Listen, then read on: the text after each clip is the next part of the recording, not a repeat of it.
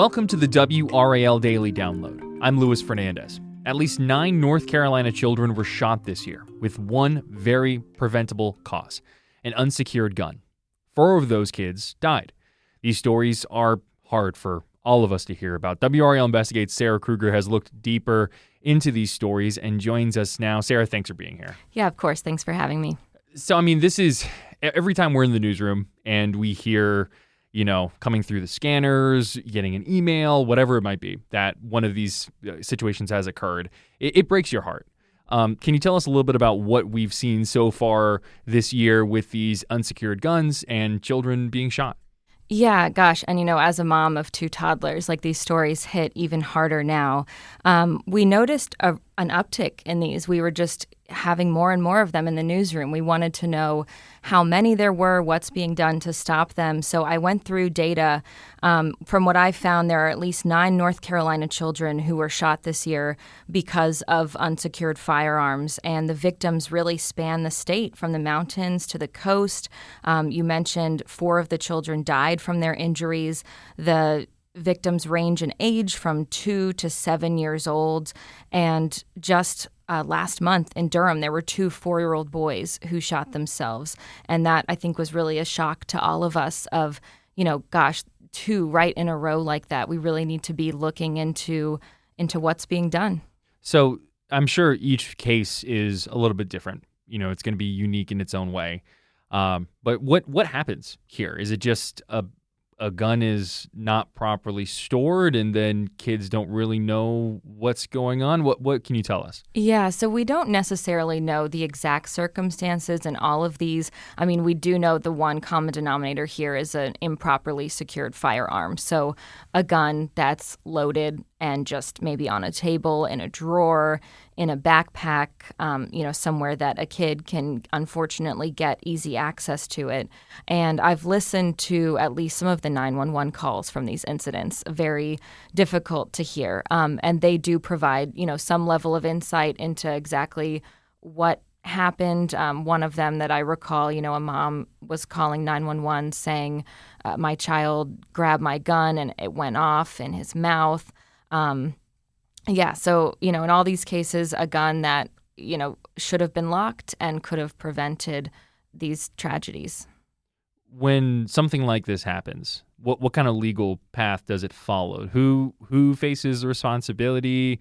What kind of charges do they face? What does that look like? Yeah, so that was another thing that we noticed in our reporting of these various incidents, is that the charges varied really widely. So we went to an attorney, Daniel Meyer, who's a Durham attorney, to ask him why they might vary so much. And at the end of the day, it all comes down to prosecutorial discretion. So some things can't necessarily be explained by a letter of the law because the prosecutors do have that choice at the end of the day to charge as they see fit. But just to give you all some examples, so in Mebane, there was a 3-year-old who fatally shot himself, and his parents faced only misdemeanor charges for improper storage of firearms. Yet there was a case in Henderson that we covered where a 3-year-old killed a 5-year-old, and the mother was charged with second-degree murder. So according to Daniel Meyer, he mentioned that, who the child shot is a big determinant for what the charges may be. If the child shot themselves versus if the child shot another person, the charges would likely be less severe if it was the child shooting themselves rather than someone else. And then also who owns that gun. If it is someone who's visiting a home, if you come into my home, then the charges may be less severe if it's not your child who accessed the gun. But if it is a parent, then the charges would likely be more severe since that parent is presumed to be responsible for the care of their own child. Let's go ahead and take a quick break there. When we come back, what the state is doing to prevent tragedies like this. Welcome back to the WRAL Daily Download. I'm Luis Fernandez. If you are watching us on YouTube, please make sure you like and subscribe as we talk about important stories like this. WRAL Investigates' Sarah Krueger is joining us now.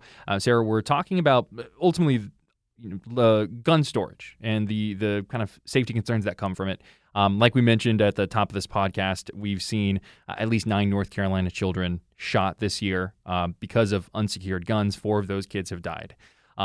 this is not a story that, it's just starting to happen, right? I mean, WRAL's documentary reporter Kristen Severance did a whole documentary on this about North Carolina kids dying from gun violence.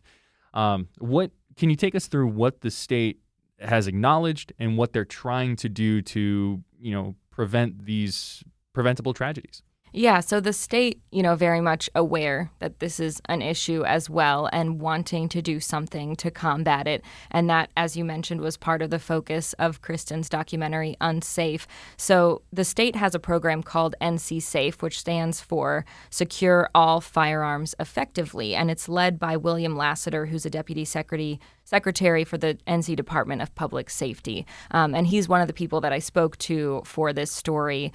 And what they are doing, one of the things they're doing is providing gun locks across the state of North Carolina. These are free gun locks, often distributed at events or distributed, through other agencies. So far, since this program started about a year ago, they've given out 130,000 gun locks. So just, a huge amount of gun locks. And they've been tracking the data. One of the questions I asked Mr. Lassiter when I interviewed him was, is this program working? Do you have any metrics to show if it's working? And sorry, I want to correct myself real quick. Started 2 years ago, not 1 year ago. And he said, yes, they do have some data. They partnered with Research Triangle Institute, which is RTI. And from what they found, so 50% of households across the state did not safely store their firearms initially before this program started. Now that's down to 40%, so a 10% drop since the campaign started 2 years ago. So they turn to those numbers and, think, yes, this is having an impact. Of course, they would like to continue to have more of an impact. I asked him, what other things he thinks they need to do to keep reaching the right people. And he mentioned that they are now doing all kinds of things also with schools and with pediatricians. So now pediatricians at, annual routine visits will ask if you want a gun lock. So that's, important ways to try to access these families at different access points. A couple of years ago, actually, doing a story over the weekend, I went to one of these events where they were discussing, gun safety. And it was something as simple as, hey, if you want a gun lock, here's the path you pursue. There was different kinds of forms of protection that they had available for people just to kind of hand out in the community. Was there any kind of, I imagine that having a gun safe goes a long way in preventing things like this. In your conversations, was there any kind of that notion on their end of it makes this big of a difference? It matters because of this. Yeah, and I think, a safe is something that Mr. Lassiter mentioned as well that could be really great. Those are likely more expensive than these gun locks. But the way these gun locks work, they can work with any type of firearm, and the firearm has to be unloaded for it to work, so it kind of snakes through the gun and clicks. So with that alone, the gun cannot be used. So one of these free gun locks alone is enough to prevent these tragedies. I also asked him, what do you think is the main barrier? Why are people resistant? Anecdotally, what is he hearing? And he said that, the number one reason that people will give as to why they don't want to safely store their firearm is they want to be able to gain access to it quickly during an emergency. And he had a really great quote that I used in my story. I don't know if I'll be able to find it right here, but he talked about, don't let the thing that you bought to protect your family be the thing that harms your family. So I think thinking about it from that perspective, hopefully will help encourage more people to safely store. You're a mother. You live in this community here in North Carolina. You talk with people. The stories like this, it's tragic feels like the only word to describe it. But I mean, how, just on a personal level, when you hear about these things, how does that make you feel? Oh, I mean, so awful. And listening to these 911 calls, hearing the moms in their worst, what would be the worst moments of their lives. And then the guilt that would go along with that if it was, in fact, the parent's gun is just unimaginable to me. And I mean, definitely made me think I haven't talked to my toddlers are 19 months and 3, but I haven't talked to them about guns. It makes you wonder, like, when is the good time to start having these conversations?